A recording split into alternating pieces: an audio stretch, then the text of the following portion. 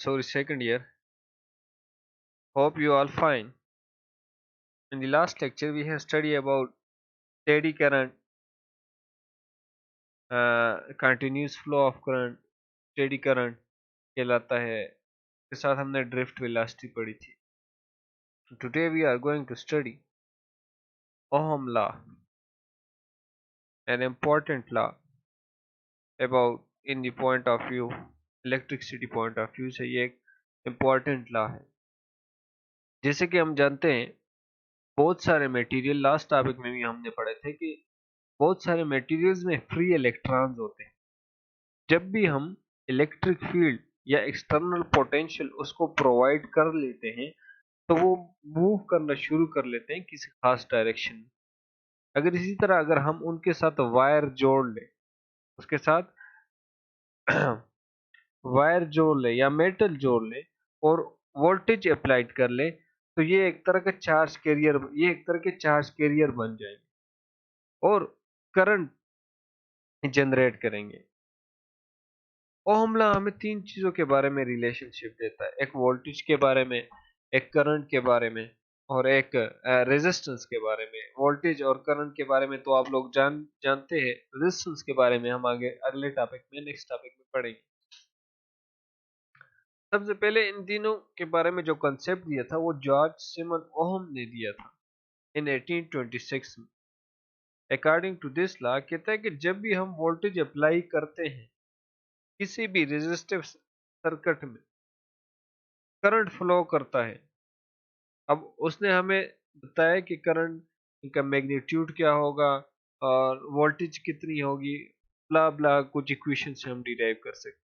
Simply ये ला ये कहता है कि the magnitude of current in metal, जो करंट फ्लो करेगा मेटल में उसका magnitude is directly proportional to applied voltage.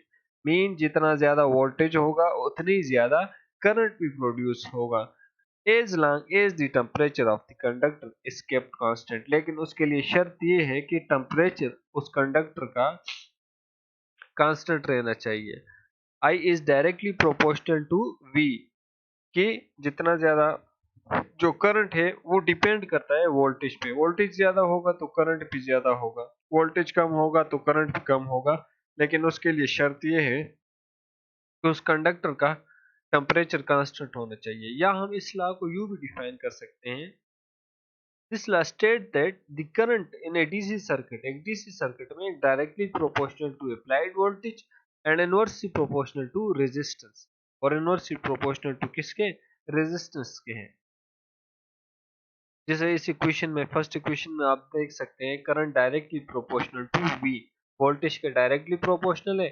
Second equation में it is directly proportional, inversely proportional to resistance. इन दोनों इक्वेशन को अगर हम कंबाइन कर ले तो I will be equal to V divided by R. या यू भी हो सकता है, हम सिंपल एक ही इक्वेशन ले लेते हैं, ये I is directly proportional to V, सिर्फ ये इक्वेशन ले लेते हैं. यहाँ से ये जो कांस्टेंट ऑफ प्रोपोर्शनलिटी है यहाँ पे हम कांस्टेंट लगा लेते हैं 1/r. फिर भी यही वैल्यू बन रही है, 1/r बन जाएगी. यहाँ से हम I की value, magnitude of current find out कर सकते हैं through an equation V by R. और या फिर हम, अगर हमें वोल्टेज नहीं पता तो हम वोल्टेज भी फाइंड कर सकते हैं. अगर हमें करंट का मैग्नीट्यूड और रेजिस्टेंस उस कंडक्टर का पता हो तो हम फाइंड आउट कर सकते हैं. यहाँ पे R is known as resistance of conducting material. और ये डिपेंड करता है, ये जो R है कांस्टेंट R, इसको हम रेजिस्टेंस ऑफ कंडक्टिंग मटेरियल कहते हैं. और ये डिपेंड करता है उस नेचर के मटेरियल पे, सॉरी उस कंडक्टर की नेचर पे डिपेंड करता है, उसकी डायमेंशन पे, साइज, शेप्स एक्सेट्रा, और उसकी physical state of conducting material, और उसकी फिजिकल स्टेट पे भी डिपेंड करता है. तीन चीजों पे डिपेंड करता है, नेचर पे, डायमेंशन पे और फिजिकल स्टेट पे डिपेंड करता है. तीनों चीजों पे रेजिस्टेंस डिपेंड करती है. अब दो तरह के कंडक्टर होते हैं, सारे के सारे कंडक्टर, जैसे ओहम लॉ ने शर्त लिख ली कि temperature should be kept constant, तो उस हर कंडक्टर ओहम लॉ ओबे नहीं करता. कुछ कंडक्टर ओहम लॉ ओबे करते हैं, कुछ नहीं करते. जो कंडक्टर ओहम लॉ ओबे करते हैं they are known as ohmic conductor, और जो ओबे नहीं करते उनको हम नॉन ओहमिक कंडक्टर कहते हैं। अब ओहमिक कंडक्टर और नॉन ओहमिक कंडक्टर कौन से हो? Conductor which simply conductor which obeys Ohm law are known as ohmic conductor, उनको हम ओहमिक कंडक्टर कहते हैं। और उनके लिए अगर हम ग्राफ लें वोल्टेज और करंट के दरमियान, तो that should be straight line graph, वो स्ट्रेट लाइन ग्राफ होना चाहिए जैसे कि यहाँ पे शो किया गया है।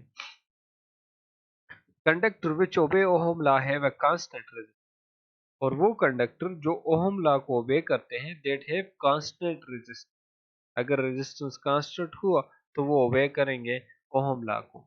जब भी हम वोल्टेज को वेरी करें, मीन चेंज करें, या फिर करंट को हम इंक्रीज करें या डिक्रीज करें, तो उसका रेजिस्टेंस कांस्टेंट ही रहेगा, उसका रेजिस्टेंस चेंज नहीं आएगा।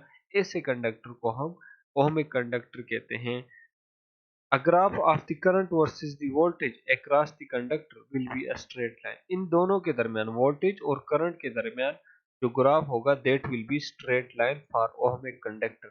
ohmic कंडक्टर के लिए वो क्या होंगे? स्ट्रेट लाइन ग्राफ शो करेंगे। ohmic कंडक्टर की एग्जांपल हमारे पास रेजिस्टर्स है और nichrome wire etcetera etcetera, book में और भी है, आप लोग देख सकते हैं। That was ohmic conductor.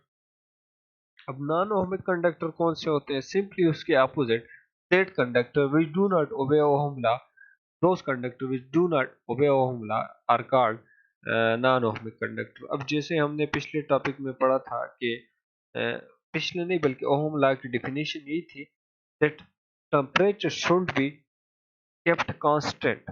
उस कंडक्टर का टेम्परेचर क्या होना चाहिए? कांस्टेंट होना चाहिए। अगर टेम्परेचर वेरी कर गया तो वो फिर ओहमिक कंडक्टर नहीं होंगे, वो नॉन ओहमिक कंडक्टर होंगे। जैसे कि there is mention of constant temperature when we talk about Ohm's law. जब भी हम ओहम लॉ की बात करेंगे वहां पे कांस्टेंट टेम्परेचर होना चाहिए। अब ये क्यों, किस वजह से? This is because the resistance of some conductor changes as their temperature change. जब भी हम उनका टेम्परेचर चेंज करते हैं तो उनकी रेजिस्टेंस भी चेंज होती है, उसकी उनकी रेजिस्टेंस कम या ज्यादा होती है। नेक्स्ट टॉपिक से आप लोगों को रेजिस्टेंस इजीली समझ आ जाएगा। तब आपको ये बात भी समझ आ जाएगी कि जब भी हम टेम्परेचर इंक्रीज करते हैं तो रेजिस्टेंस उसके साथ कैसे इंक्रीज होता है। तो कुछ कंडक्टर ऐसे होते हैं जिनका हम टेम्परेचर इंक्रीज करें तो उनकी रेजिस्टेंस इंक्रीज होती है, जबकि ओहम का लॉ के लिए हमने कहा था कि that resistance should be constant. अब ऐसे कंडक्टर को नॉन ओहमिक कंडक्टर कहते हैं जिनका टेम्परेचर चेंज होता है, जिनका टेम्परेचर चेंज करने पे रेजिस्टेंस चेंज होती है। Ohmic conductor because they do not obey Ohm law, क्योंकि वो ओहम लॉ को ओबे नहीं करते, इसलिए नॉन ओहमिक कंडक्टर कहलाते हैं। जैसे कि लाइट बल्ब हुआ, कॉमन एग्जांपल है non conductor, non ohmic conductor. Other examples are diode and transistor. जब भी हम उसको हीट अप करते, टेम्परेचर उनके इंक्रीज करते हैं तो उनकी रेजिस्टेंस भी ज्यादा होती है।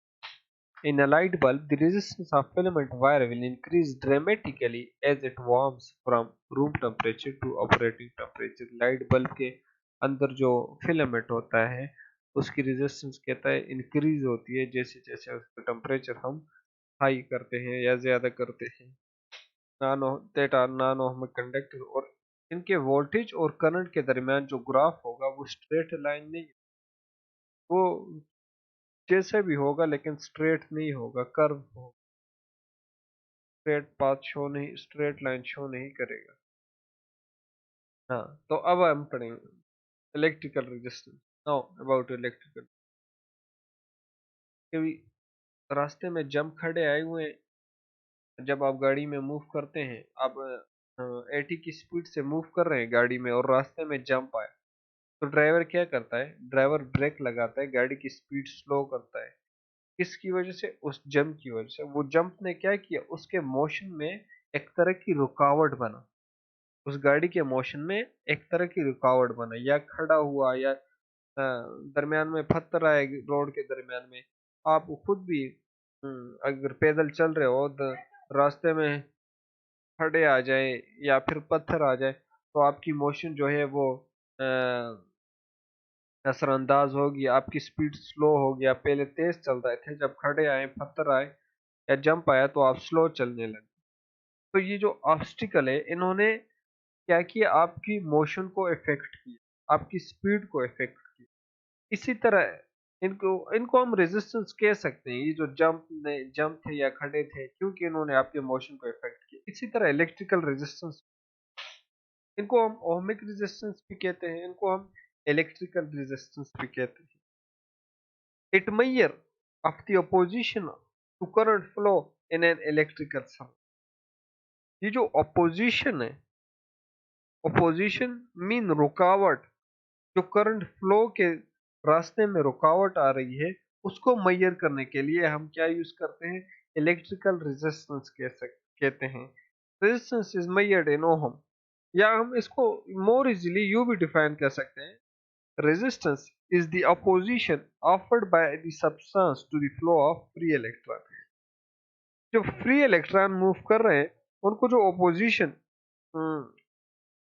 ऑफर हो रही है, that is known as resistance. अब ये अपोजिशन किसकी वजह से होती है, सिंपल है ना, इसकी एग्जांपल आपको अभी समझ आ जाएगी। This opposition occur because of atoms and molecules of the substances obstruct the flow of these electrons। अब कोई फ्री इलेक्ट्रॉन मूव कर रहा है, उसके रास्ते में कोई दूसरा फ्री इलेक्ट्रॉन आया, वो उसके साथ टकरा गया, तो उसकी मूवमेंट क्या हो जाएगी, उसकी मूवमेंट, उसकी मोशन में फर्क आएगा वाज़ेह तौर पर, या उस एटम के वाल के साथ या उस कंडक्टर के वाल के साथ जब टकराएगा, तो उसमें भी क्या आएगी, उसमें भी अपोजिशन, उसकी स्पीड स्लो हो जाएगी। कुछ सब्सटेंसेस होते हैं, ऐसे होते हैं, जैसे मेटल हो गया, सिल्वर हो गया, कॉपर हो गया, they have little opposition to the flow of electric current, mean उनकी रेजिस्टेंस कम होती है, दे हैव लिटिल अपोजिशन। ये जो रुकावट है, दैट इज लिटिल, किसकी वजह से, their electron are free, freer to move with within that conductor। It may be noticed that the electric friction offered by the substance and causes production of heat। ये जो opposition offer हो रही है, इसकी वजह से वो जो सब्सटेंस होता है, वो हीट अप भी हो जाता है। क्योंकि जब भी आपके रास्ते में कोई रुकावट आता है, तो जरूरी सी बात है, आपको उसको हटाने के लिए कुछ फोर्स लगानी पड़ेगी, कुछ करना पड़ेगा, फोर्स लगानी पड़ेगी, तो उसके रिजल्ट में वो सब्सटेंस हीट अप हो जाता है। अब रेजिस्टेंस की यूनिट क्या है, its unit is, resistance is measured in ohm, symbolized by the Greek letter omega। Ohm में मेजर किया जाता है, और जो इसका लेटर है, that is omega. Unit of electrical resistance is volt per ampere. क्या यूनिट है, वोल्ट पर एम्पेयर। इसके फार्मूले से ही ये यूनिट टिकता है। इसका फार्मूला है R is equal to V by I. V voltage की यूनिट वोल्ट, पर आई करंट की यूनिट एम्पेयर है, और इसको हम कहते हैं ohm, after the name of great German physicist George Simon Ohm. उसके नाम पे ये यूनिट रखी गई है, जिसने ओहम ला दिया था। कंसेप्ट ऑफ रेजिस्टेंस, इस रेजिस्टेंस को कंसेप्ट को समझने के लिए एक छोटा सा पैराग्राफ मैंने ऐड किया है, ताकि आप लोगों को अच्छी तरह समझ आ जाए कि रेजिस्टेंस बेसिकली होता क्या है। To understand the matter, let us take an example of metallic substance. Matter तो आप सब जानते हैं, मैटर क्या है, anything which occupy space and have mass is known as matter. एक कहते हैं, एक सब्सटेंस ले लेते हैं, मेटालिक सब्सटेंस मैटर का। उस मेटालिक सब्सटेंस में बहुत सारे फ्री इलेक्ट्रॉन होंगे। पिछले दो टॉपिक से फ्री इलेक्ट्रॉन की बात आ रही है। आपको पता होना चाहिए, आपके जो सब्सटेंस होते हैं, मेटालिक सब्सटेंस, जो कंडक्टर होते हैं, उनमें फ्री इलेक्ट्रॉन होते हैं, और वो जो फ्री इलेक्ट्रॉन होते हैं, they are randomly moving here and there in that crystal structure of metal. उस मेटालिक सब्सटेंस के क्रिस्टल स्ट्रक्चर को अगर हम देखें, वो जो फ्री इलेक्ट्रॉन है दे आर रैंडमली मूव कर रहे हैं इधर उधर। और जब भी वोल्टेज अप्लाई किया जाता है across the resistance due to electric field the free electron different from lower potential to higher potential. जब भी हम उस कंडक्टर को एक्सटर्नल पोटेंशियल देते हैं तो वो जो फ्री इलेक्ट्रॉन है they are move from higher potential to from lower potential to higher potential. वो नेगेटिव से पॉजिटिव की तरफ मूव करना शुरू करते हैं। अब जैसे वो मूव करना शुरू करते हैं ये free electron collide with atom of substance के एटम से कोलाइड करते हैं and this phenomena prevent the free electron from moving and this causes.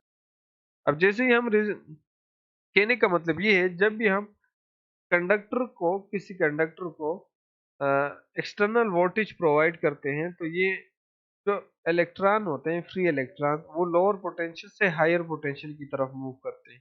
जब ये और लोअर पोटेंशियल से हायर पोटेंशियल की तरफ मूव करते हैं तो वो ये उस कंडक्टर के वाल के साथ भी टकराते हैं।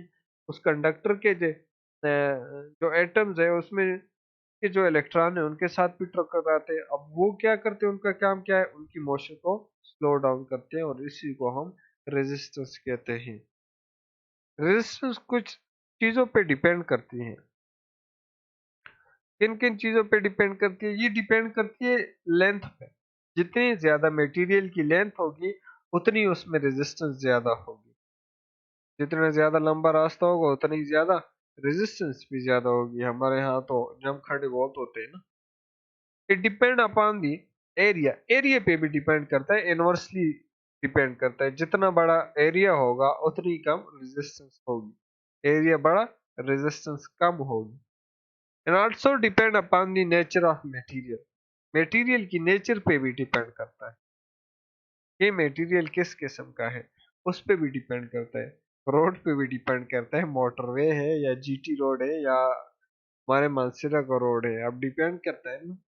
मोटरवे पे खड़े कम होते बल्कि होते ही नहीं है। जम शम्प नहीं होते जबकि हमारे यहाँ तो बहुत होते हैं। और ये डिपेंड करता है टेम्परेचर पे भी। डायरेक्टली रेजिस्टेंस डिपेंड करता है टेम्परेचर पे भी। टेम्परेचर ज्यादा करोगे तो रेजिस्टेंस भी ज्यादा करेंगे। इसलिए ओहम लॉ के लिए हम क्या करते हैं टेम्परेचर को हम कांस्टेंट रखते हैं। इन तीनों इक्वेशन को अगर हम कंबाइन कर लें सॉरी तीनों को नहीं पहले दो को क्योंकि टेम्परेचर कांस्टेंट है टेम्परेचर को छोड़ दें पहले दो इक्वेशन को तो R will directly proportional to L divided by A किसके बराबर आ जाएगा? अगर हम ये पहले दो इक्वेशन को कंबाइन कर ले तो R will be directly proportional to L divided by A। Directly proportional को हटा के साइन ऑफ प्रोपोर्शनलिटी के हटा के उसकी जगह हमने ओम लगा दिया। सॉरी ओम नहीं है ये रो है रो लगा दिया और इसको हम रेजिस्टिविटी कहते हैं। It is the resistance. अब इस रेजिस्टिविटी को हम कैसे डिफाइन करते हैं? रेजिस्टिविटी को हम डिफाइन करते हैं लेट वो जो करंट है वो पास हो रहा है थ्रू 1 मीटर लेंथ से। कितने से? 1 मीटर लेंथ से पास हो रहा है और जो उस कंडक्टर का एरिया है वो 1 मीटर स्क्वायर है। तो रेजिस्टिविटी को हम कैसे डिफाइन करेंगे? It is the resistance offered by 1 metre length of wire of a material having cross sectional area of 1 metre per second 1 metre square. ये यूनिट मुझसे थोड़ी गलत है तो एरिया का यूनिट 1 मीटर स्क्वायर है और इसकी यूनिट क्या है? इसकी यूनिट है ohm metre unit of resistivity. Thank you for your attention. इंशाल्लाह see you in next lecture. अल्लाह हाफिज।